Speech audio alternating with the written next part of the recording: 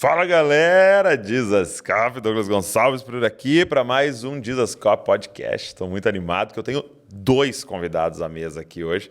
Se preparem. Mas antes, deixa eu te falar uma coisa. Cara, já curte o vídeo? Então você tem dúvida que vai ser ruim? Não tem como ser ruim.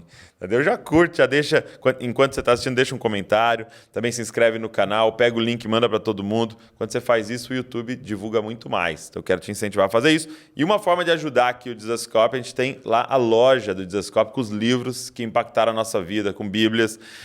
E eu tenho a honra de lançar aqui para vocês o livro do meu amigo Paulo Borges Jr., alguns conhecem ele como PJ, DNA e Propósito, uma consciência de identidade, natureza e função na vida da igreja. Cara, esse livro é uma bênção, é uma bomba, vai abençoar muito você e a sua comunidade. Eu queria incentivar você a ler. Você conhece Paulo Borges, você sabe que é sempre uma explosão na nossa cabeça quando ele compartilha com a gente. Então, esse livro aqui é muito abençoado. E ele tem aqui o relato de como começou Sal da Terra, como funciona a igreja deles, o sistema deles de liderança. É muito legal. Vou deixar o link na descrição, é só você pedir o seu aí. E hoje eu estou aqui com os meus amigos Vini e Emi, e eles são pastores e cofundadores do FHOP, que é Florianópolis House of Prayer, tá? Conectado lá com o IHOP, por isso do nome, tá? E eles são uma igreja e uma base missionária, que é uma casa de oração, e esse papo vai ser maravilhoso. Então vamos embora.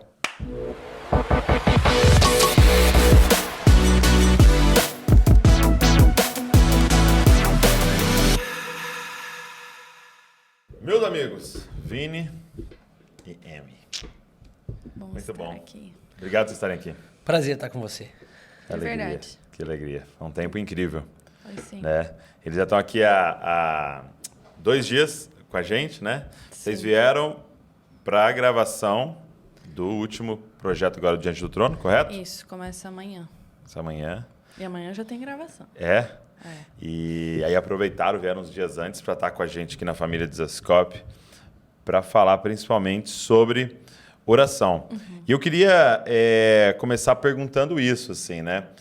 Oração não é algo novo na vida de vocês, né? Essa questão da igreja que ora, a igreja que é uma casa de oração. Jesus marcou a história de vocês com essa temática, né? Sim, na nossa adolescência. Eu na verdade, percebo que a nossa história foi marcada no lugar da Bíblia aberta, sala vazia, adolescentes famintos por Deus. Né? Nossa vida cristã foi marcada nesse lugar. Eu sempre servi na igreja. Eu como o cara do PowerPoint, como o cara que servia ali, ajudava backup no time de louvor, mas foi na oração que eu entendi minha identidade. Foi na cultura de uma igreja que ora que eu entendi que havia propósito para a minha vida mesmo. Muito bom. E lá, porque vocês me contaram, fora do nosso podcast, que vocês cresceram parte da vida de vocês em Londres, né? Na Inglaterra, né? E vocês estavam na mesma comunidade? Não. De início, não. De início, não. Eu era parte de uma comunidade, ela era parte de outra. Eu era de uma comunidade não denominacional, ela era da Assembleia. Sim. E aí nos conhecemos pela internet, pelo Messenger. Aí depois um visita o outro nas suas igrejas. Sim. E no final do dia, a minha igreja era melhor.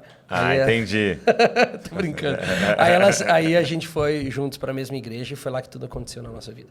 Na verdade, foi particularmente a minha história, foi uma reunião de oração que estava acontecendo na igreja dele. Eram 24 horas de oração consecutivas e eles me convidaram para ir. E eu pensei, cara, quem que ora 24 horas, né? Meu Deus, o que tem tanto para orar? E eu lembro que eu cheguei, era 10 da noite, ia acabar meia-noite. Chegou no final. Cheguei no final, né? Como uma boa... Sagaz.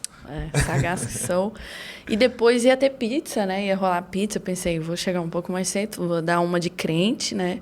E depois eu fico para a parte melhor. E foi ali, naquelas 2 horas, na verdade, que me marcaram. Foi ali que Deus falou comigo. Foi nesse contexto de oração corporativa. Então, ninguém pôs a mão na minha cabeça, ninguém orou por mim, ninguém falou nada. Eu senti a presença do Senhor naquele lugar. E, na verdade, eu tive uma impressão do Senhor falando comigo. E eu pensei, é Deus. E instantaneamente eu comecei a chorar. E eu procurei um dos líderes lá e falei, eu quero dar minha vida para Jesus. Isso eu tinha 15 anos. Então, assim, eu cresci num lar cristão, mas até então eu não tinha tido a convicção da minha salvação. Assim, eu não tinha tido convicção da existência de Deus, né, de uma forma pessoal. Eu acreditava no Deus dos meus pais e não uma experiência pessoal. E foi ali naquele contexto, aquela ambiência de oração. Foi nesse ambiente, foi um turno de oração, onde tinha uma pessoa lá na frente cantando com o violão, pessoas orando no seu canto, e Deus falou comigo ali. Eu senti muito claro o Senhor falando, você é minha. E ali eu entendi, a minha vida tem propósito, né? E ali começou a minha jornada. E aí ficou naquele dilema, fico na Assembleia, vou para cá, e foi uns 6 meses, na verdade, para decidir. E eu entendi que eu queria aquilo para mim, eu queria fazer parte daquilo que Deus estava fazendo na igreja dele, porque era um despertar em meio aos adolescentes, jovens ali, onde eles estavam se reunindo para orar. E a grande verdade é que não tinha a ver com a igreja. Tinha a ver com o que Deus estava fazendo. Sim. Podia estar acontecendo em qualquer lugar, mas estava acontecendo ali. E a gente estava vivendo um despertar no meio dos jovens. Os jovens foi de jogar ping-pong, comer pizza e fazer um louvorzão legal para gastar horas e horas orando. Sim. Orando, luz apagada, orando. Sala fechada, buscando no chão. o Senhor, se arrependendo pelos pecados da Inglaterra. Uau. Tipo assim, às vezes eu olho para trás e eu fico pensando, cara, a gente com 15, 16, 17 anos... A gente colocava a bandeira da Inglaterra, não sei se você lembra disso. Lembro. E a gente se arrependia pelos pecados do povo, o aborto, pautas que eram grandes demais para pessoas de 15, 16, 17 anos estar se arrependendo, sabe? Então foi muito convicção de Deus, foi Deus que fez aquilo, despertou os jovens para esse lugar de oração e de arrependimento. E até algo que eu queria começar perguntando é, talvez algumas pessoas olhem para o movimento que Deus está fazendo de oração hoje nas igrejas, né? Que nem, como vocês disseram, né? O F-Hop é uma igreja que tem essa identidade da casa de oração, como Jesus havia dito que seria, e é uma base missionária, tem seus missionários, intercessores ali, né? E algumas pessoas podem olhar como uma outra estratégia de igreja, né? Como alguém totalmente focado em célula, alguém totalmente focado em ministérios, e ali vocês têm esse foco. Ou alguém pode olhar como uma moda agora, né, que surgiu de fazer sala de oração e adoração e tal. E eu queria que vocês explicassem, porque eu sei que não é isso, o que é a questão de uma igreja sustentar uma sala de oração? Nossa, é um assunto extremamente importante para nós e vasto, mas quando Jesus disse, né, ele entra ali no templo e vê os mercadores vendendo e comercializando animais, e ele vira a mesa, a gente não para perceber o que está por trás disso, mas naquele cenário, a Bíblia diz que os mercadores estavam no pátio externo do templo. E se você vai e lê a Lei Mosaica, depois o Templo de Salomão e tudo, você sabe que o pátio externo era o único lugar que gentios podiam estar. Era o único lugar. Eles não podiam entrar lá dentro, porque a lei não deixava, mas eles podiam usar o pátio externo.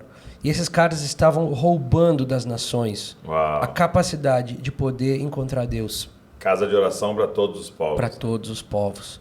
Aí Jesus fala assim, vocês tinham tantos lugares para ir, vocês foram tirar o único lugar que os gentios podem encontrar o Deus de Israel. Meu Deus. E aí, quando ele diz a identidade de vocês, quando o céu olha para vocês, ele vê casa de oração, é como se Jesus estivesse falando, ele vê em vocês uma casa de relacionamento. E vocês tiraram a oportunidade dos gentios de se relacionar com Deus. Então, ter a sala de oração, ter um movimento de oração na igreja local, é, de uma certa forma, tentar reescrever algo no coração da igreja que involuntariamente acredita que a vida de intensa intimidade e presença com Deus é para líderes somente. Okay. E eles ficam espectadores do que líderes vivem e admiram o que líderes vivem, mas acabam não vivendo eles mesmos. que é o sacerdócio de todos os santos. Então, para mim, a sala de oração pode ser chamado de quarto de oração, como quiser, pode fazer o modelo que quiser. O ponto é, tirem as salas de oração dos gabinetes dos fundos da igreja. Traz ela para o plano central, para a sala central da igreja. Sim. E diga para o seu povo, isso aqui foi feito para nós. Então, com muito carinho e respeito, porque eu cresci nesse ambiente, você não tem departamento de intercessão na Bíblia, não tem ministério de intercessão na Bíblia, não tem ministério de oração na Bíblia. Porque logo que tem o ministério, tem a função para uns e não para outros. Okay, e Jesus diz, não, o céu olha e fala, vocês são uma casa de relacionamento. Então, a oração é apresentada, dentro do nosso contexto lá, como um convite para todos. O cara que foi salvo ontem, o cara que foi salvo 2 dias atrás, o cara que tem 20 anos na fé. É um ambiente de oração corporativa. Adolescentes, jovens, os mais velhos. É um lugar de relacionamento com Deus. Corporativo. Que está aberto para todos. Quando você lê o livro de Atos, foi assim que a igreja começou, né? A igreja começou numa grande reunião corporativa ali. De oração. Começou num turno. De oração. Começou num turno. Começou com um turno. E todo mundo alinhado, né? Um só pensamento, um só coração. Tinha uma pauta ali. Tinha uma pauta, tinha unidade. Algo que eles estavam orando. Isso é muito interessante. E a minha pergunta para vocês é, por que você acredita que... E aí eu sei que tem vários motivos, eu queria que você discorresse eles com a gente. Por que é tão difícil orar? E deixa eu introduzir minha pergunta, assim, que se você for pensar, é uma das coisas mais simples, né? E mais difíceis. Né? Uma vez eu vi o John Piper falando assim, é mais difícil orar do que pregar. Né? E o John Piper é um grande pregador, né? Ele falou, é mais difícil orar do que pregar. E ele explicou, né? Dizendo assim, por exemplo, teve muitos dias que eu não preguei bem, que eu preguei mal, né? Ele falou, só que eu nunca, no meio de uma pregação, esqueci que estava pregando. E constantemente no meio de uma oração, eu esqueci que eu estava orando. E ele dizendo sobre esse desafio do orar, né? Por que você acha que a gente tem tão pouca oração? Entre vários motivos... Mas elenca os principais. Assim. Oração é um ato de fé. Ok. Ele é um ato de fé. Você crê profundamente no teu coração que não é um monólogo, que você não está ali sozinho, que você não está falando com as paredes ou com o ar. Então ela começa sendo um ato de fé. E a fé é algo que você precisa constantemente analisar, avaliar, se inscrever novamente, falar, não, é isso mesmo, é isso que o meu coração crê. Eu acho que o coração humano não gosta de disciplina. O homem depravado não gosta de disciplina, não gosta de regras, não gosta de hábitos, a não ser que estes hábitos tragam prazer, aí logo já não é mais um hábito, é um prazer.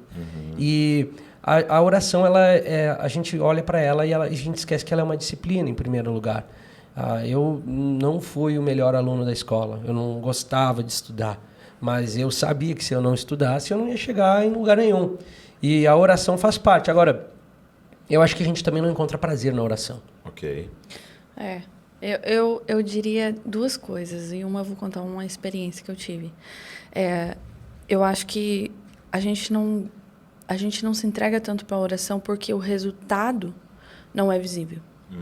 Pelo menos a curto prazo, né? Sim. Então, assim, por exemplo, eu vejo a oração como uma ferramenta poderosa a oração diante da palavra de Deus.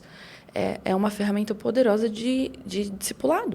Okay. À medida que você abraça a disciplina de oração com a palavra de Deus, aquilo ali substitui em sua maior parte, porque é importante o gabinete com o pastor, tá? Claro.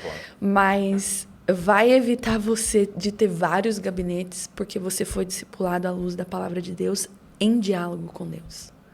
Então, mas a gente não vê esse resultado a curto prazo.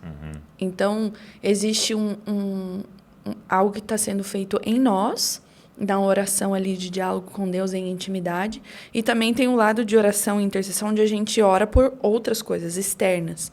E a gente não vê resultado a curto prazo também. Então, é muito fácil a gente desistir. É muito fácil a gente desistir daquilo que os nossos olhos não estão vendo. Então, por exemplo, você fazer atos de justiça é algo que muita Você consegue gente... quantificar isso, né? E muitas pessoas falam, não, eu nasci para isso, eu quero fazer isso, porque ele vê resultado.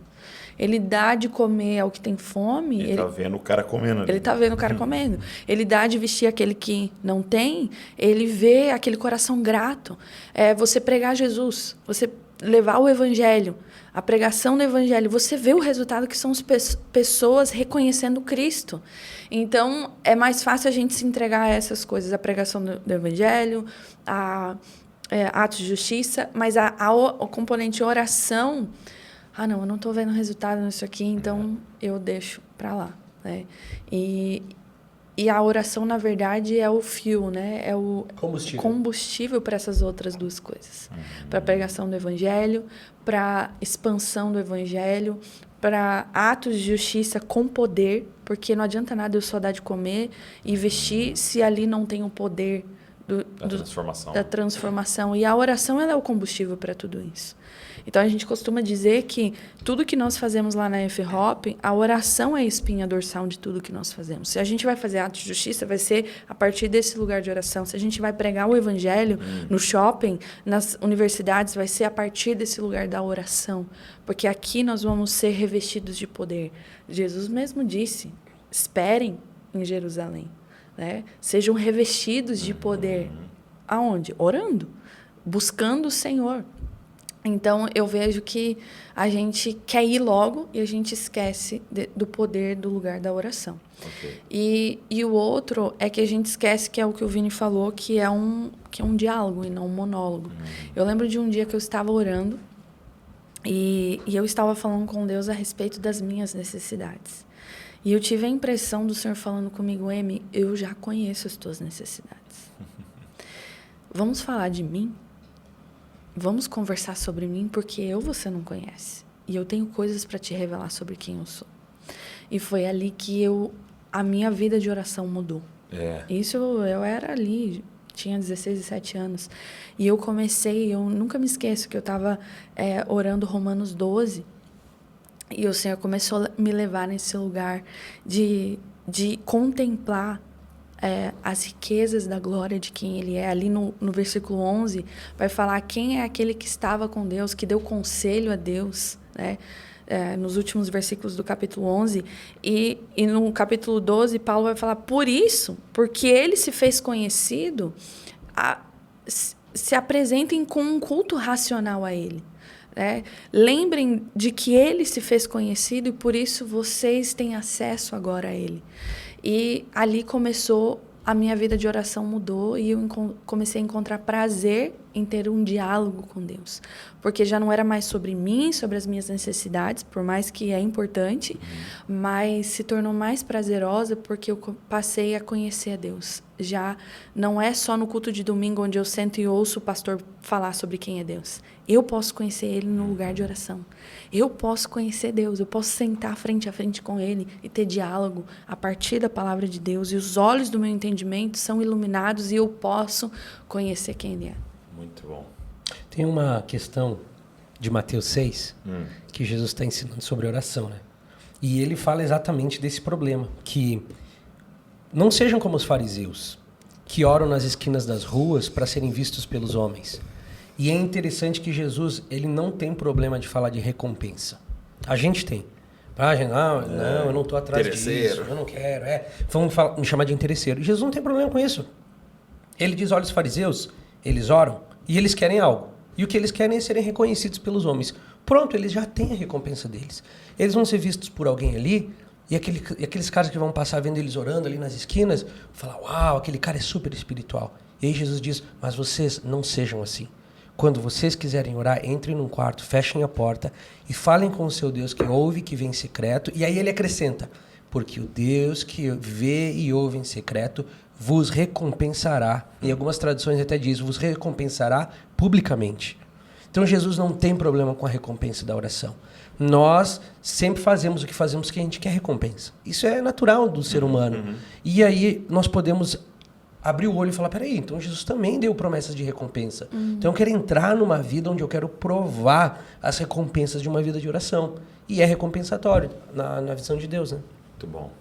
E, assim, e aí, vocês falaram de por que é difícil ou por que muitos não oram, quais seriam dicas práticas que vocês dariam para a galera que quer ter uma vida de oração mais intensa? Sim, que foram coisas que mudaram. Você citou algumas coisas, mas de forma bem prática, assim, o que vocês diriam? Para mim, a gente tem na sala de oração uma lista de orações apostólicas, que são as orações extraídas do Novo Testamento que os apóstolos oraram pela igreja em algum momento. Tá. Essas orações, a gente costuma dizer que elas já têm o carimbo do céu. Elas já são pré-aprovadas pelo Senhor. Entendi. Então, na minha caminhada, quando eu estou agitado no meu coração e eu não tenho nem cabeça ou não sei nem como navegar as escrituras, porque eu estou tumultuado aqui dentro, eu frequentemente pego essa lista, tem ela no meu celular, tem ela na igreja, e eu passo os meus olhos, e de repente eu começo a ver as orações dos apóstolos, e eu paro em uma delas ali, e eu começo a ruminar aquilo para o meu próprio coração. Sim. Então, eu acho que você pode começar a criar a sua própria história com a Bíblia na sua vida de oração.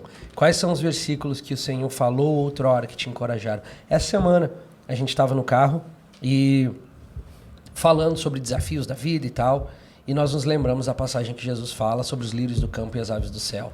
Quando a gente começou a recitar aqueles versículos ali juntos, de repente é como se o Espírito Santo estivesse falando assim, tá vendo? Calma, eu cuido de vós. E aí parece que a água agitada, tumultuada, acalmou. Então acho que para mim é conhecer a Bíblia. Eu preciso conhecer os versículos da Bíblia que vão acalmar essa tempestade. Muitas pessoas perguntam isso pra gente. O que faz a vida de oração de vocês ser bem sucedida? A gente é ser humano igual qualquer outro. E a gente tem dificuldade no lugar de oração. Tem dia que é um saco orar. E até tem um professor na Hop que fala, Deus não é um tédio. Quem é um tédio é você. Né? Então, assim, arruma aí a tua vida, busque ferramentas e alinha a tua perspectiva, porque Deus, ele tem coisas, ele é infinito, ele tem coisas incríveis para te revelar. Então, o Vini falou, eu lembrei aqui que no meio da minha Bíblia, eu tenho essa lista de oração aqui. Legal. Então, quando eu Mostra pra cá, eu não tenho um saco para orar, minha vida tá um tédio, porque é eu que sou um tédio. Seca. Eu tenho essa, que na verdade é como é que fala? Um acróstico. É um acróstico que o Mike Bickle que desenhou, né? O incrível Mike Bickle, que é fellowship. Okay. E fellowship que significa comunhão.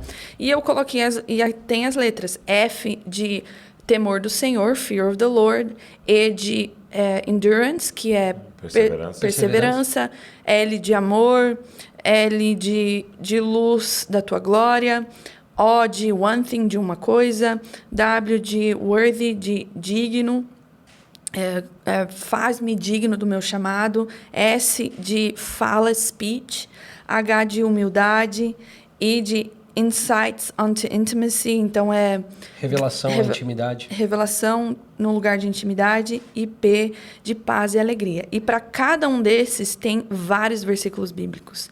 Então o que eu faço? Eu entro na sala de oração, minha vida está um tédio, eu não quero orar, mas quer saber? Eu vou falar com Deus sobre a palavra dele. O que eu estou precisando aqui? Aí eu vou, igual um cardápio. O que eu estou precisando aqui? Eu estou precisando de temor do Senhor. Normalmente é de humildade aqui, ó. Então eu vou pegar o F e eu vou ali para Jeremias 32, eu vou para Isaías 8, eu vou para Salmos 86. E ora a palavra, né? E eu vou começar a declarar a palavra, eu vou começar a meditar nela, eu vou ler vez após vez e eu vou pedir isso ao Senhor. Senhor, me dê temor do Senhor. Hoje, onde minha vida está um tédio. E de repente passou 30 minutos. E eu estou orando só para ter temor do Senhor na minha vida. Né? Ou às vezes é para amor. Eu quero orar por amor sobre a minha comunidade, sobre a nossa liderança. Eu pego os textos e eu começo a orar isso aqui sobre a nossa liderança, sobre a nossa liderança. Senhor, nos dê amor. Eu abro os versículos bíblicos e eu começo a declarar e pedir de acordo com a palavra dele sobre uma situação, sobre um episódio, enfim. Vocês têm esses recursos tem no nosso site, né? Lá? Tem. Não sei se está no site, mas a gente tem de alguma maneira que a gente pode pôr no site. No saladeoração.com. No saladeoração.com vai ter agora todos esses recursos aqui. Tá, saladeoração.com. Salvação.com, você que Isso. estava se perguntando aí, que eu senti aqui, sou profeta, eu senti aqui que você estava se perguntando isso. Douglas, acho que uma outra coisa que o pessoal acha que toda vez que o nosso tempo de oração acontece, é fogo e glória no céu. E não é. 90% das vezes não é. 90% das vezes é normal e parece que não está indo a lugar nenhum. Recentemente eu tive um tempo com o Mike, eu perguntei, Mike, como é que você consegue ao longo dos anos continuar? Como é que você consegue ao longo dos anos pregar a mesma mensagem, viver a mesma vida, não esmorecer, não desanimar? Todas as manhãs está na sala de oração. Você tem noção, ele fica das 6 da manhã às 6 da tarde ali. 12 horas. Fica, cara, fica. Todos os dias. Aí eu falei, como é que Segunda a eu, sexta. jovem de 30 e poucos anos, posso fazer? Ele falou assim, cara, ele discipula cada frase que ele fala. Ele falou assim, Vini, você faz porque é certo, não porque é bom. Uau. Você faz porque é certo, não porque é popular. Você faz porque é certo fazer. E eu tava esperando uma resposta disruptiva, que ia abrir um portal no mundo espiritual para mim. Ele falou, não, cara, eu faço porque é o certo, porque é a minha disciplina de vida. Não faço porque aí eu sinto o coração queimar todas as vezes, ou porque as pessoas falam, bom trabalho. Eu faço porque diante de Deus, eu sei que Ele quer me encontrar no lugar de relacionamento. É o correto. E vocês têm costume, na vida de vocês, de estabelecer horário? Porque eu percebo, assim, algumas pessoas, principalmente quando a gente começou a falar muito sobre o pai, né? Poxa, Deus é pai, né? E Ele quer um relacionamento com você e tal. E a galera começou a acessar a nossa adoção, a graça e tal. Eu percebo que alguns ficam numa expectativa que seja extremamente orgânico, né? Então, tipo, eu marco horário para falar com meu pai? Não, eu apareço lá e falo com meu pai e tal.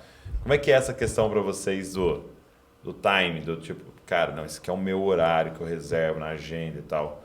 Isso ajuda vocês? Ou para vocês é mais orgânico? Para mim, eu tenho, né, principalmente agora com uma bebê, né, de 7 meses, falar com Deus qualquer momento que ela tá dormindo, Entendi. né? Que eu posso ter um tempo sozinha. Então, tem sido anytime, qualquer momento. Mas os meus momentos na sala de oração, isso ajuda muito. Sim. A gente tem o que a gente chama de essa estrutura, né? horário sagrado. A gente chama que é o horário... Que assim, horário sagrado, mas não é que é, esse horário aqui é... Sagrado. A gente o torna sagrado para nós, Entendi. né? Você faz dele especial para você. Sagrado no sentido de aqui ninguém mexe Nessa ideia. Tá. Isso, mais ou menos isso. E às vezes nós somos tirados desses horários. Mas que são os meus turnos. São os turnos que eu estou ali atrás do piano, que eu estou ministrando ao Senhor, que eu estou dialogando com o Senhor. E aqueles momentos já estão na minha agenda. Tá. Então, fica mais fácil para mim. Mas para quem não tem a sala de oração, eu diria, tenta separar um momento onde você vai ter esse horário sagrado diante do Senhor. E eu acho que uma das coisas que a gente proporcionou nos últimos anos aí é o streaming da sala de oração, né? Então nós recebemos relatos do Brasil inteiro de pessoas que falam assim, olha, o meu momento de oração era difícil, eu não conseguia orar, não conseguia conectar, passava 5 minutos, eu já tinha orado tudo que eu tinha orado, agora eu ligo o streaming ali, eu pego a minha Bíblia, eu sento, eu faço o turno com vocês, eu fico 30, 40 minutos, 1 hora. É o que você faz, né? Que é o que eu faço. Eu estou na minha sala ali, os meninos estão instalando agora uma caixinha de som na minha sala para eu poder curtir a sala de oração ali dentro do meio do meu estudo. Porque é o que me mantém conectado, né? É maravilhoso. Então, se vocês não sabem, no YouTube você tem o streaming da sala de oração lá de Florianópolis, do F-Hop, que acontece da meio-dia às 10 da noite, correto? Isso, segunda a sexta. Segunda a sexta, meio-dia às 10 da noite. Se qualquer momento você conectar, vai estar lá. Põe na sua TV, cara. E aproveita esse ambiente que está sendo gerado lá diariamente, né? Agora, não sei se vocês poderiam fazer isso, mas dificilmente vocês vão falar não agora, porque nós estamos na câmera.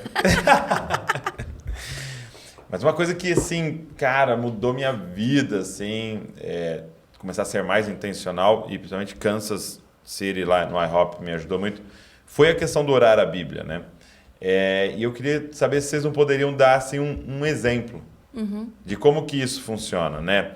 Em um texto. Então, você disse, poxa, abri ali Romanos 12 e eu comecei a orar aquele texto. Né? Mudou tanto a minha vida, assim, que eu fiz um vídeo agora, recentemente, falando, pare de ler a Bíblia. Né? Era só para provocar assim, mas era para falar. Comece a orar a Bíblia, né? Porque Isso. o autor tá na sala. Né? É verdade. O autor está na sala. Como é que você lê um livro, o autor está ali e você ignora ele? Você vai querer falar com ele sobre o texto dele, né? É bem isso.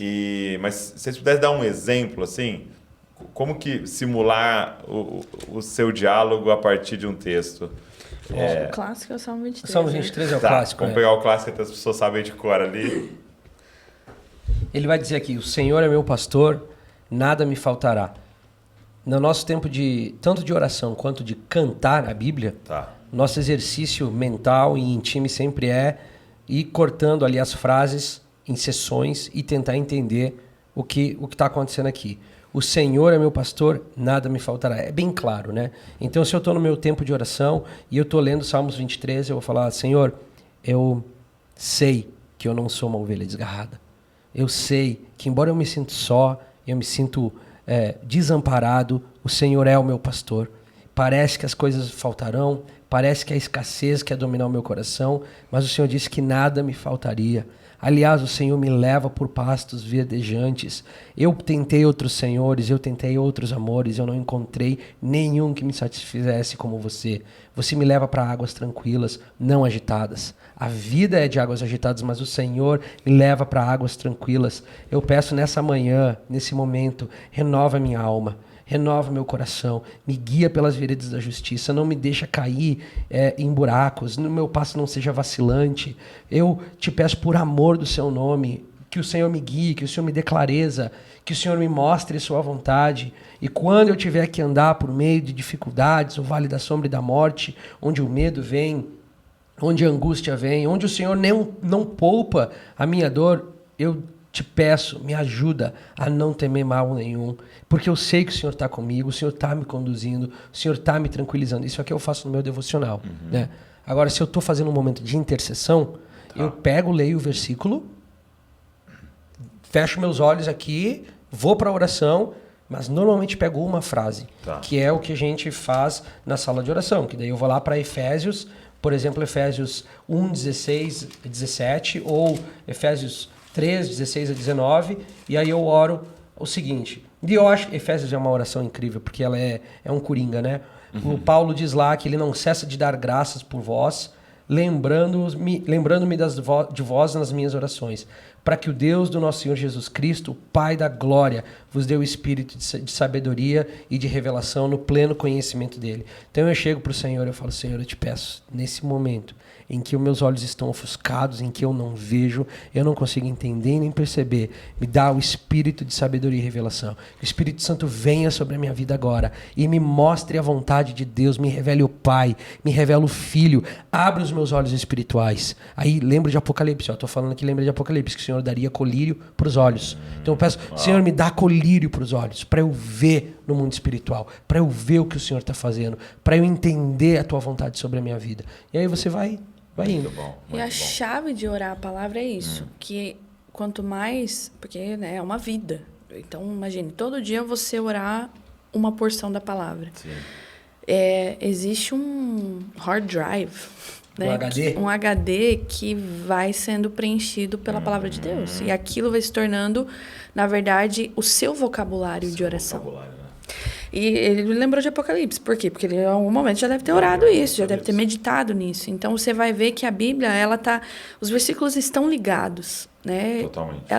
A Bíblia, por si só, se completa. Os versículos, o Antigo Testamento, o Novo Testamento. Então, uma coisa vai linkando a outra e o teu diálogo com Deus referências cruzadas vão vindo e o teu diálogo vai expandindo. Por isso que vai de 5 minutos para, de repente, 1 hora falando com Deus. Né? E eu diria, ele deu o exemplo de Salmos 23, mas eu ficaria ainda mais em algumas palavras. Por exemplo, o Senhor. Sabe, para eu caminhar em fé, que nada me faltará, eu preciso conhecer quem é o Senhor. Porque uma coisa é eu dizer, o Senhor é meu pastor, nada me faltará. Mas quem é esse Senhor? Quem é esse Senhor? E eu preciso buscar. Por isso que eu acho que na nossa... E aí a mente começa aí, né? E se ele é Senhor do quê? Senhor sobre o quê? O que ele domina? E uma coisa importante até é quando aquilo ali não é realidade da sua vida, né? que acontece quase na maioria do tempo dos textos. E a oração né? vai revelar isso. E aí você começa a confessar, né? E falar, não tenho Deus, não é o meu Senhor nesse momento, porque eu nem te obedeço. Exato. E tu começa a confessar, mas desejo que seja e tal, e é muito poderoso. É muito poderoso. Eu lembro- E o caderninho, né? Ter o caderninho do lado para você escrevendo as Sempre. referências. Meu Deus, quantos cadernos lá eu tenho? Acho que uns... Meu Deus. Muito caderno. Eu lembro que eu estava lendo, eu estava até num voo, e eu estava lendo João, era João, e é interessante fazer isso nas histórias também, né? Ele foi chamar os discípulos, né? E aí diz assim, olha, deixa eu ver. João 2. Quer ver? Aqui, ó. No dia seguinte, João 1:35. No dia seguinte, João estava outra vez na companhia de 2 de seus discípulos, João Batista, né? Vendo Jesus passar e disse, eis o Cordeiro de Deus. E os 2 discípulos, ouvindo dizer isso, seguiram Jesus. E Jesus, voltando-se e vendo que o seguiam, disse-lhes, o que vocês estão procurando? Tem uma outra versão que fala, o que vocês estão buscando? E aí é muito legal quando você começa a orar o texto, né? Porque Jesus te coloca dentro da história, né? E aí eu vi, cara, Jesus virando para mim, fazendo essa pergunta. O que você está buscando? Que incrível. E uma das coisas que acontece muito conosco também é que foi mais ou menos o que eu falei lá no início. Você começa a criar o seu próprio mapa bíblico de oração, entendeu? Você sabe, por exemplo, você nunca vai esquecer desse encontro que você teve com o Senhor ali. Eu consegui agora achar aqui. Né? Você vai um dia estar lá falando, Senhor, daquele diálogo lá. Então, Deus, é isso. É isso. E a gente tem uma expressão em inglês que eu não consigo achar uma forma catchy, né, fácil de falar em português, que é, às vezes você vai abrir a Bíblia, você vai falar, cara, eu tô tão distante disso aqui, mas você ora a si mesmo para dentro dessa realidade. Entendi. Sabe, você tá ali, você puxa, né? Você se empurra, né? Você se empurra para dentro dessa realidade por meio daquilo que você tá lendo, ao invés de, ixi, tô muito distante disso. Não, eu tô distante, mas é isso que eu quero. E aí você começa... Eu costumo dizer lá para nossa galera, você conhece a Bíblia, mas será que a Bíblia conhece você? E quando eu digo isso, é muito fácil a gente conhecer os versículos. Mas será que eles fazem parte da nossa história? Esse versículo que você acabou de ler, ele se tornou parte da sua história. Sim, totalmente. Ele, em algum momento, tem alguma coisa que Deus destravou no seu coração, à medida que você dialogou com ele a partir de João 1. Então, assim, tem textos que eu digo, cara, esses textos são da M. Sabe? É tipo assim, eles fazem parte da minha história, eles fazem parte de momentos que Deus destravou coisas, que Deus... E sabe o que é doido, Amy? Que você é ouvido com a música, né? E a gente mais ouvido com a pregação. E aí eu tive a oportunidade um dia de pregar esse texto. E é uma outra parada. Isso tem é verdade. Um outro poder, tem uma outra autoridade, porque é como você disse, esse texto aqui é meu, né? E porque na ocasião era, o que você está buscando? E aí quando você continua lendo, né? Eles disseram, Rabi, onde você mora? Né? E essas referências cruzadas, né? Porque é essa pergunta, né, de Jesus, o que você quer? O que você quer? Né? E a gente dá tanta resposta, né? E se a gente for ser real, né? A gente quer um monte de coisa. E aí esses dois falam assim, eu quero saber onde você mora. E fala, e aquele dia passou o dia inteiro com eles, né? E aí na hora me veio Davi, sabe? Uma coisa, o que você quer, Davi? Uma coisa peço ao Senhor, onde você mora? Sim. Que eu quero morar lá, né? E isso foi mexendo tanto comigo naquele avião e depois e tal. E aí quando Deus te permite liberar isso, e o meu caso foi pregando, mas pode ser numa mesa, pode ser num discipulado, pode ser numa conversa, num café, não precisa ser num microfone. Né? Às vezes pode ser num stories, né, que vai acontecer. E tem coisas que você nunca vai liberar também, você nunca vai falar que era seu só ali naquele secreto, mas se torna seu. E isso é tão forte, né? Isso que você acabou de falar, Vini, de a palavra começar a ser abundante em você, né? A começar, porque... quando às vezes a gente, estudando, você começa a perceber, quando você pega a crucificação ali, então, por exemplo, Jesus, né, sendo crucificado, colocado na madeira, ele abre a boca e fala, né? Deus meu, por que me desamparaste? E aí a gente pensa que ele está só falando. ele tá falando versículo. Tá recitando Ele salmos, tá né? citando salmo. Aí eu vi um pregador dizendo isso, né? Quando você cortava Jesus, saía a Bíblia, né? Entendeu? Ele sangrava a Bíblia. Você espremia ele, saía o quê? Bíblia. E a pergunta é, quando espremem a gente, sai o quê? É verdade. Um palavrão? Jesus Ou era aquilo que a espremido. gente acha, ou aquilo que a gente idealizou sobre quem é Exato, Deus. Mesmo foi o encontro dele com Satanás no deserto, né? Sendo tentado. Uma das coisas que aconteceram na minha vida, e tem esses marcos, cheguei no Brasil e comecei a ver que a igreja tem muita plataforma na sociedade aqui no Brasil, né? Diferente de alguns outros lugares. A igreja no sentido de... É numérico, é grande. É grande. É grande. Então você tem um público grande. E essa tensão das plataformas, essa tensão da fama, do reconhecimento, e quem está, às vezes, olhando, anseia aquilo e queria estar no mesmo lugar e ter a mesma coisa. E um dia tendo um diálogo com Deus sobre essa questão toda. E eu estava lendo a história de João, um pouquinho mais para frente de onde você estava, e diz que João estava ali no capítulo 3, 23, diz que João estava batizando em Enom, perto de Salim. Ali tinha muita água, o povo chegava, era batizado, e João ainda não havia sido mandado para a prisão. Aí surgiu uma disputa entre os discípulos de João e certo judeu acerca da purificação. Aí foram até João e disseram-lhe: Rabi, aquele cara que estava contigo do outro lado do Jordão, do qual tens dado testemunho, está batizando. Todos estão se dirigindo a ele. Tipo assim, Tá batizando João, mais que você, cara. você que batizou o cara e as multidões estão indo atrás dele agora, você vai deixar assim? O Instagram dele tá crescendo. Ele não é o teu discípulo? Aí João dá essa resposta brilhante. Ele fala assim: ninguém pode receber coisa alguma se não lhe for dada do céu. Ele está dizendo: meu irmão, é o céu que põe um limite na minha vida. Não é o ministério de Jesus ou do outro. É o céu, é Deus. Eu vou até onde Deus quer que eu vá. Se Deus quer que eu vá até lá, amém. Se Ele não quiser que eu vá até lá, e cada um de vocês tem uma porção de Deus. E o homem não pode fazer aquilo que do céu não lhe deu. Pode tentar, pode correr atrás. Uma hora você vai olhar para trás e vai ver que você construiu, porque o céu não tinha dado. E aí João fala assim: eu estou em paz com o que o céu me deu. E se o céu me deu ser preso, entregar minha cabeça numa bandeja, amém. E ali é onde ele diz que ninguém pode receber nada. Vocês mesmos sois testemunhas de que eu disse: eu não sou Cristo, mas sou enviado diante dele. A noiva pertence ao noivo, mas o amigo do noivo que está presente ouve e alegra-se muito ouvindo a sua voz. E aí no 30 ele vai dizer: agora é necessário que eu diminua. Eu entendi o que o céu tem para mim. Então, quando você começa a criar essa história com a Bíblia, ela marcou você em algum momento, mas tempo em tempo você vai voltar para lá. E Deus vai falar o seguinte: Vini, fica tranquilo. Lembra do que eu te falei. Eu tenho algo para ti. Que é diferente do que eu tenho para ele, diferente para o Douglas, mas é o que eu tenho para ti. Então, foca em entender o que o céu tem para ti. E isso me trouxe paz. Muito bom. E eu paro de lutar. Sim. E esses momentos de oração te marcam e eles te dão norte. Cara, é incrível como a vida de oração ela é a bússola para o sucesso na vida cristã. Porque você para de correr atrás de coisas que não é o que ele tem para você. E ponto. Sim. A gente tem essas conversas bastante, né? Bastante.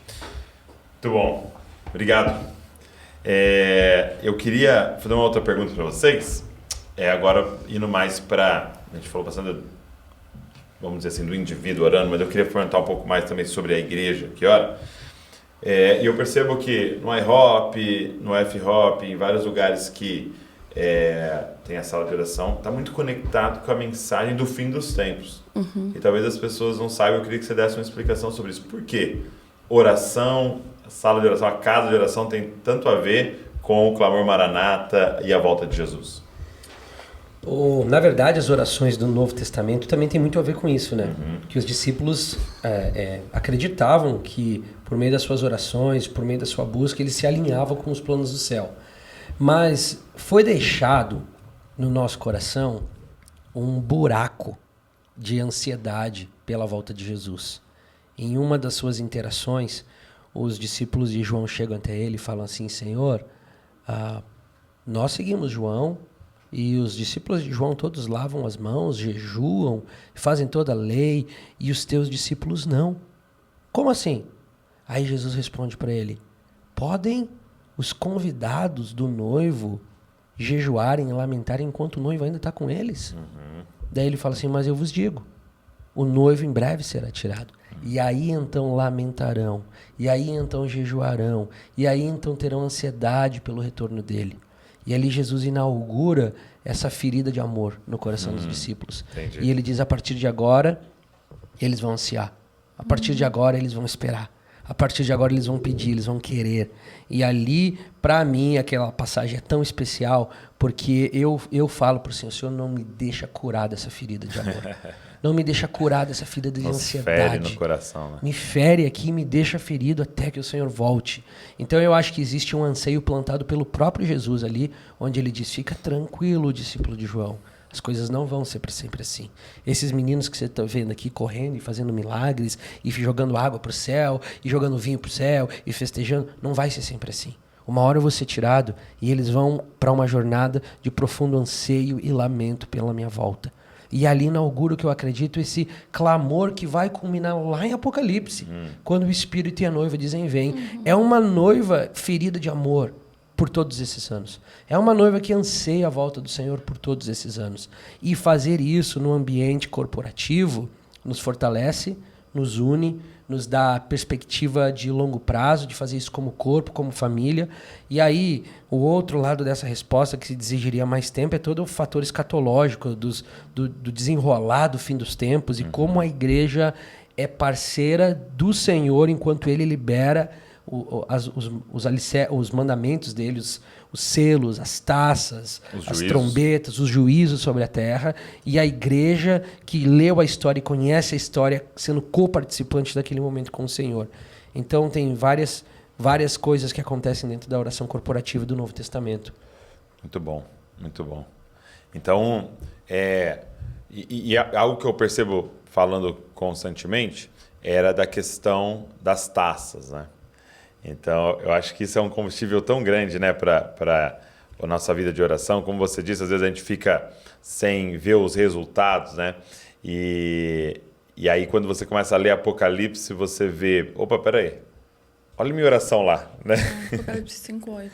Tá lá a minha oração, olha, porque as taças estão cheias Das com as orações dos santos. São as nossas orações que estão enchendo as taças, né? E uma hora essa taça vai virar. E uma hora vai transbordar. A gente costuma dizer lá na sala, cara, se o teto aqui do estúdio agora abrisse, literalmente abrisse, e nós enxergássemos a sala do trono de Deus, o que é que nós íamos ver? Nós íamos ver Apocalipse 5. E você consegue imaginar as orações de todos os santos de toda a terra subindo ao Senhor de alguma maneira e sendo identificada no ar e sendo depositada na presença dele, como se ele dissesse, eu não desprezo nenhuma oração. Uau. Nenhuma oração. Eu me encorajo muito com o Apocalipse 5:8. Que é o que a gente Que é fala o que muito, né? que nos dá graça e força para continuar perseverando em oração. A gente costuma dizer lá em Floripa, seria tão mais fácil se a gente não tivesse uma sala de oração, né, no ministério, porque Custoso, né? é custoso, Todos os custa sentidos. algo. Mas quando você tem essa perspectiva de eternidade, quando você tem essa perspectiva de que um dia, da mesma forma com que ele foi, como os anjos disseram aos discípulos, né, da mesma forma ele voltará. E as minhas orações estão conectadas com o retorno de Jesus, muda a tua perspectiva. Estão contribuindo com a vontade dele sendo estabelecida na terra. Não que a gente está mudando Deus, mas a gente está cooperando com aquilo que ele já disse que ele vai fazer. Ele decidiu ter a terra cooperando com ele, né? Parceira dele. Então eu acho que a oração ela é mais do que um movimento. A gente chama de movimento de oração, mas é muito mais do que um movimento. Porque não é uma coisa que vem e vai. Sim. É uma coisa que culminará na volta de Jesus. Muito bom. Muito bom. Deixa eu te fazer a pergunta clássica aqui da oração, né? A gente começou percebo que tem um movimento muito bom no Brasil acontecendo de a gente se aprofundar nas Escrituras, estudar mais. Eu creio que houve assim, uma popularização das questões da reforma, que nos fizeram ir para desejar aprofundar mais as Escrituras. Mas às vezes eu percebo que, conforme a gente vai estudando e compreendendo a soberania de Deus, eu tenho a impressão que às vezes isso acaba sendo uma desculpa ou até um empecilho na mente de alguns para orar mais. com a simples pergunta, né? Mas ele sabe de tudo. Eu não mudo Deus. Ou ele já decidiu, então para que orar? Exato, Né? para que orar? Qual que é a resposta a esse dilema? Na nossa igreja, nós temos diversas pessoas que gostam muito da teologia reformada. E vivem, ensinam e pregam. E uma das coisas que me impacta muito é assim. Então, se nós vamos por essa linha de pensamento, e que tal perguntar para Deus, Deus, quais são as respostas de oração que você determinou que fossem respondidas tão somente por meio da igreja que ora? Eu não tenho problema com o Senhor que sabe e que determina, mas então certamente o Senhor escolheu algumas questões de oração.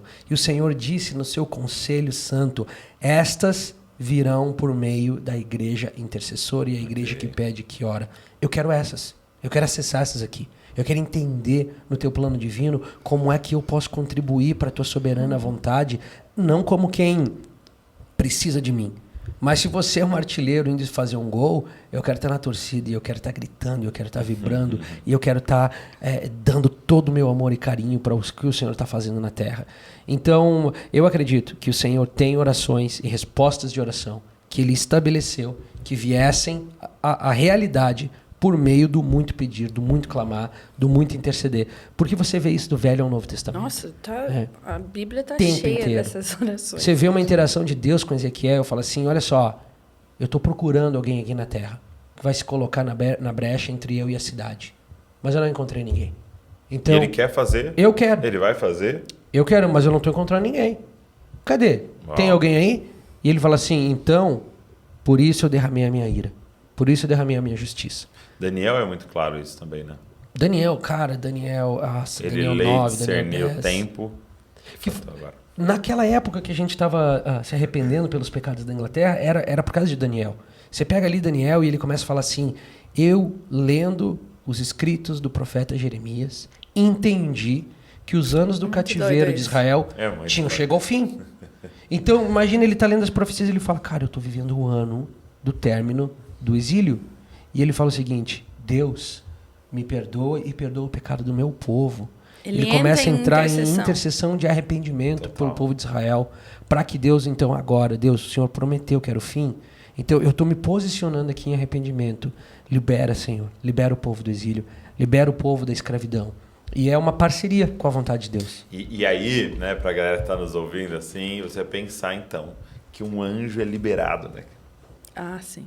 É insano, não é? Porque esse cara tá orando, entendeu? Um anjo é liberado. E aí, os E o anjo principados diz tão pra tentando ele, resistir. O anjo e a diz, guerra...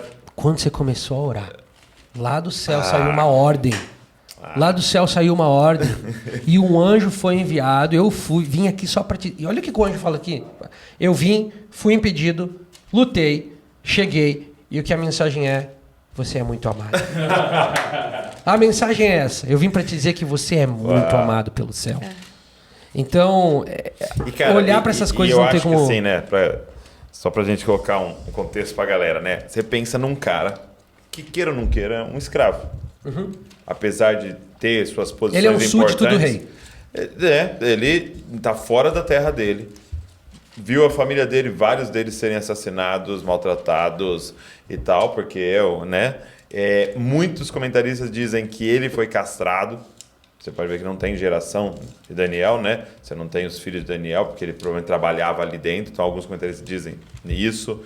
Então, você vê, assim, uma condição terrível. Sim, Oprimido. sim. E esse cara moveu os céus. E esse cara é As suas orações. amado A pelo mensagem que céu, ele vai né? trazer é uma mensagem totalmente messiânica, né? Total. A mensagem de Daniel. E Daniel é o único cara que a gente tem na Bíblia que recebe a visita do anjo Gabriel. Tu não vê outro cara, tu vê Maria, porque é o filho de Deus, vindo. Sim. E você vê Daniel. É como se o anjo Gabriel fosse o anjo da mensagem de Cristo. Ok. E ele vem para Daniel e ele começa a desenrolar todo o fim dos tempos e chega numa hora que Daniel fala assim, e o restante, e o Senhor fala, não escreve, não revela o restante que você está vendo, porque não é para essa hora, é para uma outra hora. Então Daniel viu coisas que não lhe foi permitido nem escrever para nós, porque o Senhor disse, não escreve isso. O que você está vendo aqui não é para essa hora, não é para esse tempo, não escreve. E foi o anjo Gabriel. Então, por quê? Um cara muito amado, uma vida de oração forte. Uma vida de Isso que devoção. você falou, né? Então, essa resposta é: discerniu os tempos e o momento e orou, que era e o para ser Senhor orado agiu. naquela hora, né? Isso é muito forte. E esse é o nosso papel hoje, né? De discernir o tempo, as estações, né? E clamar. Uma coisa que, para mim, é dessa questão, né? De Deus sabe por que nós oramos, né? E você falou essa frase, né? A gente não muda Deus, né? Ele já quer fazer. Agora, para mim, essa questão do orar incessantemente e continuar pedindo, e continuar pedindo, e continuar pedindo até ele responder, é que esse desejo do coração de Deus vai se tornando o nosso desejo, né? Sabe quando seu filho vem e fala assim, pai, me dá um Hot Wheels? Né? Aí você é tipo assim, filho, vamos ver. Só que tem desejos que ele esquece. Mas tem desejos que ele volta no dia, pai, não, Hot Wheels, pai. E tem desejos que ele volta no terceiro dia, pai, dá. E no quarto, e no quinto. Até que de repente você fala assim, cara, ele realmente quer isso. Né? Então eu vejo essa demora, mas também, tipo, porque ele deseja filhos que desejam o que ele deseja, né? Sim.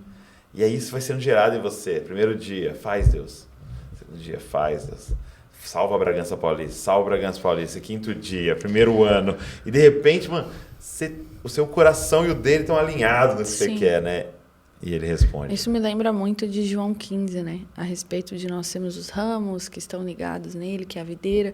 E ali, versículos depois, ele vai dizer, se a minha palavra estiver em vocês e vocês estiverem em mim, tudo que vocês pedirem.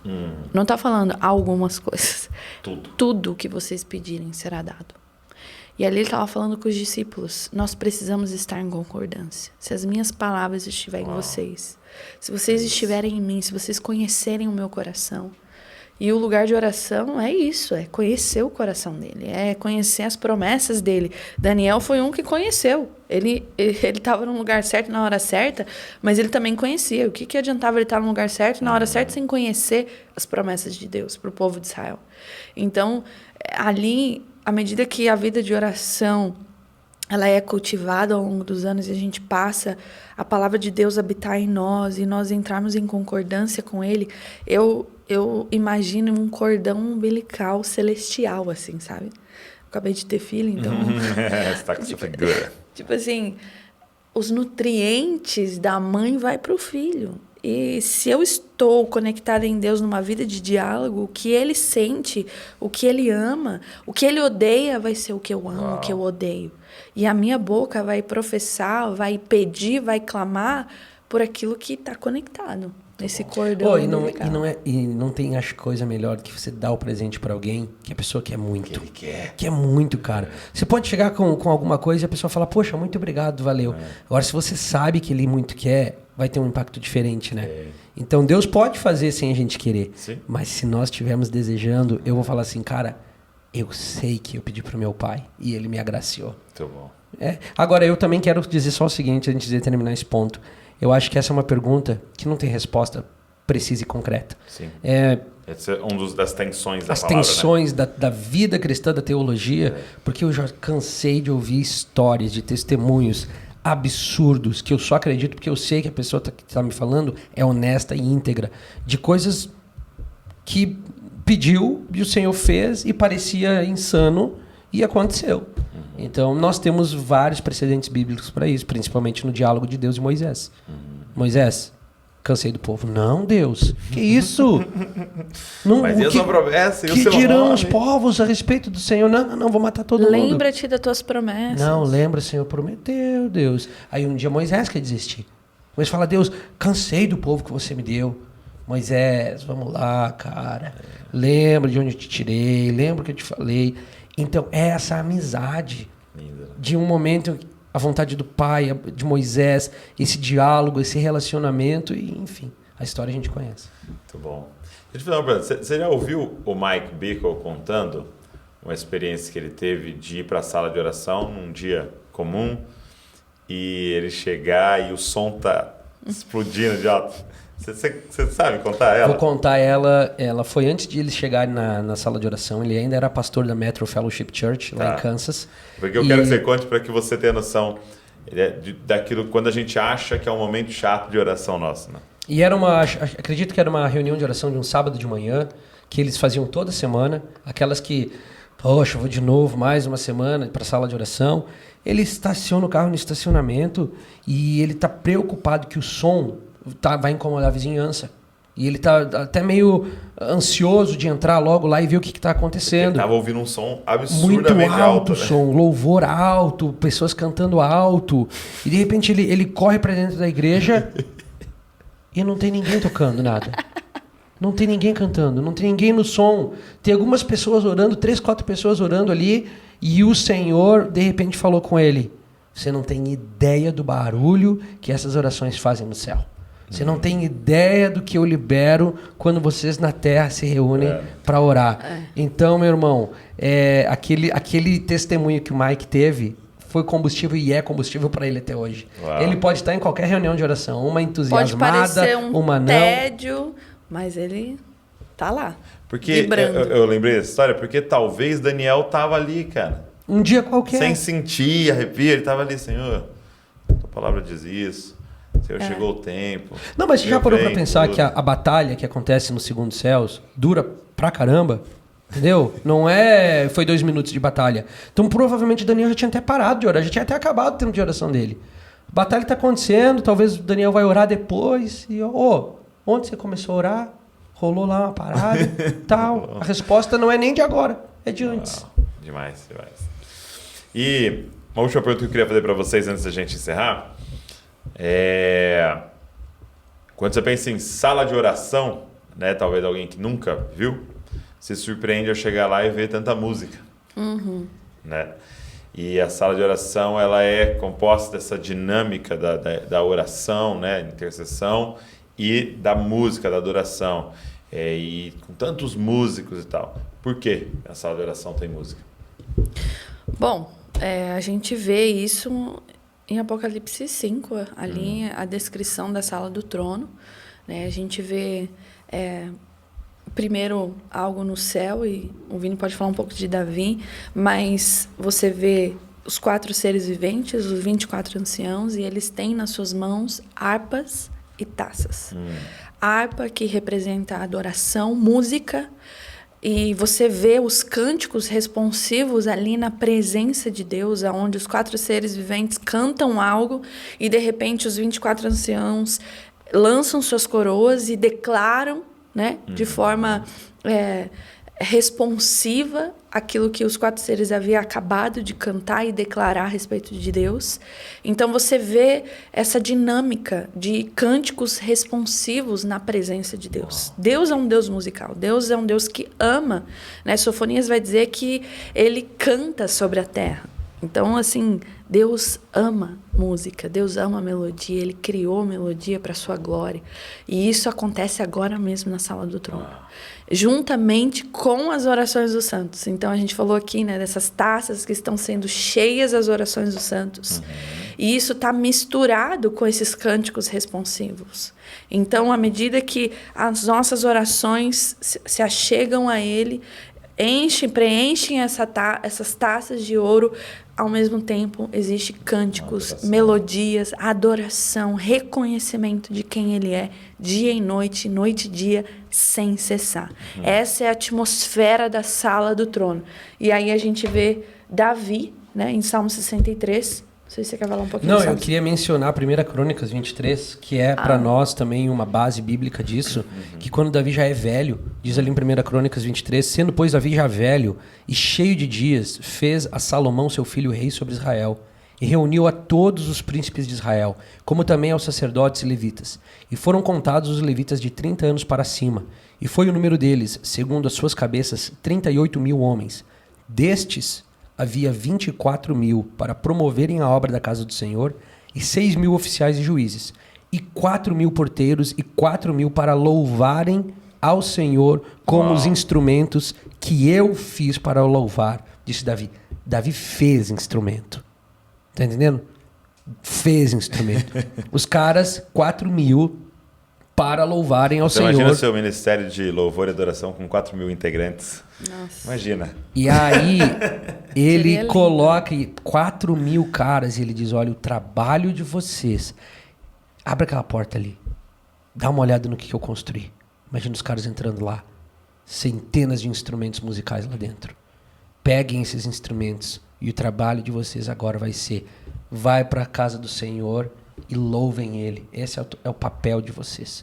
Então Davi traz para a realidade da presença e da adoração a Deus o aspecto musical, que nós não tínhamos até ainda. Então, não tinha. Então ele inicia Então o tabernáculo de Moisés era silencioso. totalmente silencioso, Só o era um barulho tabernáculo de dos diálogo. animais ali sendo sacrificados. Via lá o sacerdote, fazia o que ele tinha que Orações, fazer, tal. orava a Deus, e de repente Davi fala, quer saber, eu vou colocar música nessa bagaça aqui.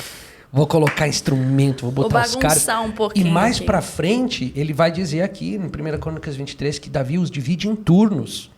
Davi tá olhando, mas peraí, a gente vai fazer isso aqui 24/7, isso aqui é noite e dia.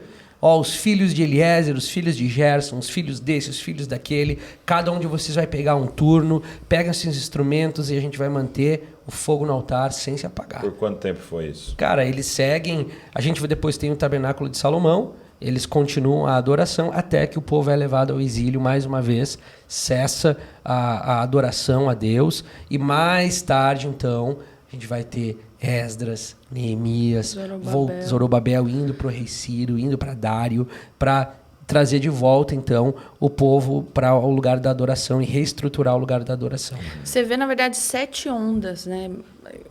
É o que o Mike chama, né? Das De 7 avivamento. ondas de avivamento de adoração. de adoração no espírito do tabernáculo de Davi. Então, você vê um compromisso da parte de Deus de não deixar o elemento música morrer. Ao longo das gerações, é como se Deus falasse, ei, aquilo que Davi começou, eu tenho um plano com isso. Então, não pode morrer, tem que dar continuidade.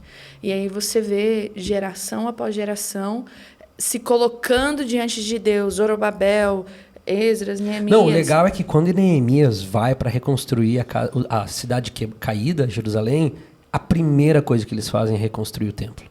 E colocar músicos E colocar os diante músicos do e os Senhor, cantores. ministrando no espírito do tabernáculo de Davi.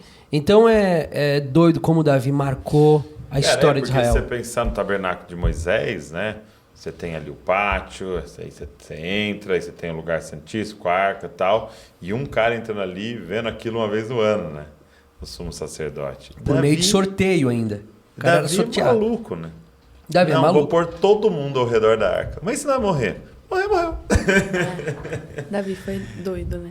Cara, que Não é à loucura. toa que a 63. Bíblia fala que esse cara é um homem segundo o coração de Deus, cara. Agora, eu sei que não está escrito, mas no seu entendimento, você acha que ele viu a sala do trono? Eu acho que ele viu, cara. Porque Quando é uma você- reprodução, né? Quando você imagina que agora, Apocalipse 5, tá rolando adoração e Tem oração. turno lá? Tem turno lá rolando. E isso tá. A Bíblia diz que tá lá dia e noite, sem cessar. Quando que começou? A Bíblia diz dia e noite? É dia e noite aquilo lá. Não cessa aquilo lá. A gente não sabe quando que começou. Sim. Mas aí, você tem o Salmo 63, A que referência até a introdução dele que os teólogos colocam quando escrevem a Bíblia. Salmo de Davi, quando estava no deserto de Judá. Ok. Tá no deserto. Não tá em palácio, não tá em que é reino. lá em 1 Samuel 2. 1 Samuel 24:22, né? A referência disso. Aí Davi fala assim: ó Deus, tu és meu Deus. Eu te busco ansiosamente. Minha alma tem sede de ti, meu ser anseia por ti em uma terra seca e exaurida, onde não há água. Ele está falando literalmente, eu estou no meio do deserto. Eu não tenho água para beber. Assim como eu tenho sede aqui. Meu coração tem sede pelo Senhor. Eu estou com sede pela tua presença. E aí ele fala no versículo 2: assim, dessa maneira, eu te contemplo no santuário, para ver o teu poder e a tua glória. Que santuário, Davi? Como que você contemplou Deus no santuário? Quer dizer, você sabia que Deus tem santuário? Existe um lugar onde Deus é entronizado, onde Ele é adorado, onde Ele é reverenciado, é um lugar santo, e você viu isso? Você vê esse santuário? A Bíblia não nos diz, mas eu acredito que Davi viu a sala do trono de Deus, e ele deve ter dito: assim como é no céu, seja feita na terra também. Pega os músicos, pega os instrumentos. Cara, você já parou para pensar que talvez a harpa foi vista por Davi na sala do trono? Uou. E ele reproduziu um instrumento musical que teve início no céu, que teve criação celestial. E aí ele pega e coloca os instrumentos e os músicos e eles falam assim, olha, a gente não tem isso escrito. Mas imagina Davi falando, não, eu sei o que eu vi. Eu vi dessa forma, eu vi cânticos responsivos. Eu via seres que cantavam uns para os outros, santo, santo, santo. Tinham homens lá, anciãos, que se rendiam e lançavam coroas aos pés. Nós vamos levantar as mãos e nós vamos olhar para o céu e nós vamos cantar a Ele. E vocês vão fazer isso em turno, porque se lá não cessa, aqui também não vai cessar.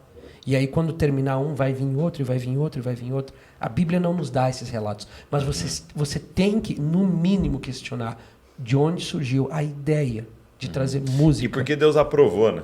E porque Deus aprovou, não matou todo mundo? Exato. Porque se o irmãozinho lá nos campos de Efrata rela na arca e morre, e o outro come pão da presença e não morre, que é Davi, que entra lá na fuga de Saul, entra na casa do sacerdote, pega o pão oferecido a Deus e não morre, e aqui coloca músicos. Deus tem alguma coisa com isso. E para mim é muito forte ele dizer que ele quer reconstruir o tabernáculo caído de Davi, né? E ele não fala que é reconstruir o de Moisés, né? É verdade. E Atos vai citar isso novamente, então tem tudo a ver, acho, com a forma que nós devemos construir a igreja. Com todo mundo ao redor da presença de Deus, não um especialista só que acessa e traz a mensagem para todo mundo. Né? É isso aí. Acho que tem a ver. Um lugar de adoração. Né? Meus amigos, obrigado. Valeu, Obrigado Douglas. por esse tempo Prazer maravilhoso. estar aqui com você. Obrigado pelo coração de vocês. Amém. E obrigado por vocês terem dito sim a esse grande desafio. Aí estarem aí pagando um preço altíssimo para deixar um legado para essa geração de agora e para a próxima. Amém. E tenho certeza que o galardão é grande. Amém. Diante do Senhor. É um memorial diante do Senhor daquilo que vocês estão construindo. E eu queria, cara, convidar todo mundo para conectar com o F-Hop, mas também para um dia ir lá e pisar naquele lugar, para que você possa entender aquilo que Deus está fazendo. E procura eles nas mídias sociais, aí vamos deixar os links aqui na descrição para vocês. E dúvidas, vocês mandam lá para eles, que eles vão responder tudo para vocês. Valeu, gente. Prazer estar aqui. Obrigado, Douglas. Obrigado, Obrigada, valeu. Douglas. Valeu. Bons E olha só, obrigado por ter ficado até aqui com a gente. Deus abençoe muito vocês. Cara, se ouvindo esse podcast, assistindo, você lembrou de alguém, pega o link, manda para as pessoas aí, para que mais pessoas possam ser abençoadas. Deus abençoe você e não se esqueça, você é uma cópia de Jesus. Valeu.